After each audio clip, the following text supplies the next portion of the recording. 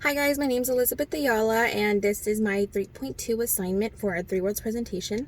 So for my group, I decided to present the parable of the talents. So about this parable, we basically read of a master who he has 3 servants and he grants each of them a talent. In the versions that I had read, all of them portray talents as something of monetary value. So, for example, one talent was described as being worth like 25 years or 20 years of work. So, as you can see, that's a very high value, regardless in what time period you are in.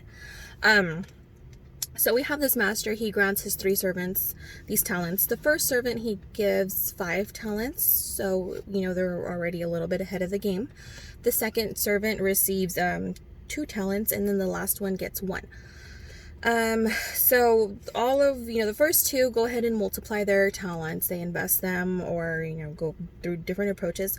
And we have our last servant who was a little bit more fearful. And, he took into consideration the value of it. So, out of fear, he buries the talent. So whenever the master asks them to, give them an update as to what their talent is like now, they explain to him that, they now have 10 and 4 talents because they doubled them through investments. And then he was very upset with the last servant because they did not even try to multiply the talent, or they just took the lazy approach. So he was held accountable. This servant had his talent revoked and granted to the first servant. So I think the big moral of the lesson there is that we, first and foremost, we are all granted different talents. Some have more than others, whether that be if you're interpreting this as like an actual like extraordinary skill, talent, or money. I think it can go both ways. I did watch like 6 or 7 videos explaining the parable a little bit further, as well as read different versions, and I think like 4 of them described it as like money, and then the other went through the skill approach. So, but I think it just ultimately gives the same message. So yeah, in the literary world, I took from the text that we cannot live in fear, because that would be unprofitable and, in literal terms of talent. Lastly, however, we were to take the term talent literally, we would interpret that as the skill, as I mentioned, or unique advantage that we have. It can be put in that context also. But through the historical world, in this parable, the context is a little bit different because, we read of the master granting them their talents, and the last servant buried them. And I don't know about anybody, but I personally don't go around burying money or actual like talent. You can't really bury your talent, but in that context.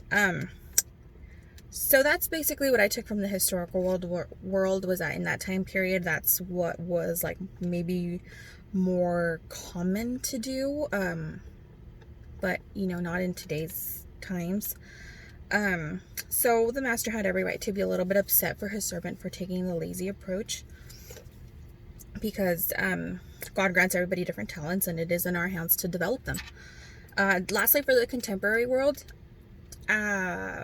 we do not literally bury money, as I mentioned, but rather might just not make the wisest choices with them, such as investing as the master of the servants wished for them to do, or utilizing, or if it's like you're interpreting it as like an actual skill, utilizing our skills and talents to what could be, and to further enrich those.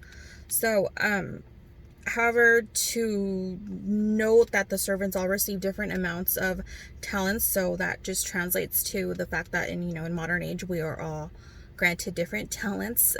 Some are more extremely gifted than others. Some are in a way bigger advantage. Some are slightly more advantage than others, but etc. Nonetheless, we all have God-given talents, whether that be money or actual like skill of any form.